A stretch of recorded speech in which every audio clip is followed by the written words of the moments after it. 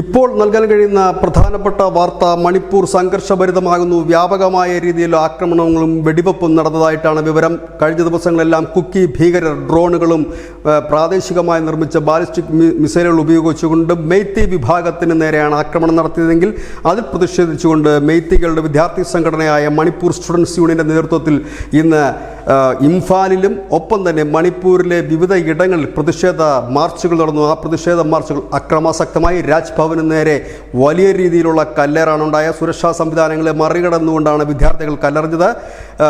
ഒപ്പം തന്നെ CRPFന്റെ വാഹന വ്യൂഹം തടയുകയും ചെയ്തു. തുടർന്ന് സുഗുൺ മേഖലയിലടക്കം പോലീസ് വെടിവെച്ചതായിട്ടും റിപ്പോർട്ടുകളുണ്ട്. തൗബാലി എന്ന് പറയുന്ന മണിപ്പൂരിലെ ജില്ലാ ആസ്ഥാനത്ത് ദേശീയ പതാക താഴ്ത്തി അവിടെ മെയ്ത്തി പതാക ഉയർത്തിയതായും ചില വാർത്തകൾ വരുന്നു. ഏതായാലും കഴിഞ്ഞ ദിവസങ്ങളിലെല്ലാം കുക്കി ഭീകരർ നടത്തിയ ആക്രമണങ്ങളാണെങ്കിൽ ഇന്ന് കുക്കി ഭീകരതയ്ക്കെതിരെ മെയ്ത്തി വിഭാഗം വലിയ രീതിയിലുള്ള പ്രതിഷേധവുമായി രംഗത്തെത്തുമ്പോൾ മണിപ്പൂർ കലാപകലുഷിതമാകുന്നു. 20ഓളം പേർക്ക് പരിക്കേറ്റിരിക്കുന്നു എന്നൊരു വാർത്ത കൂടി വരുന്നു.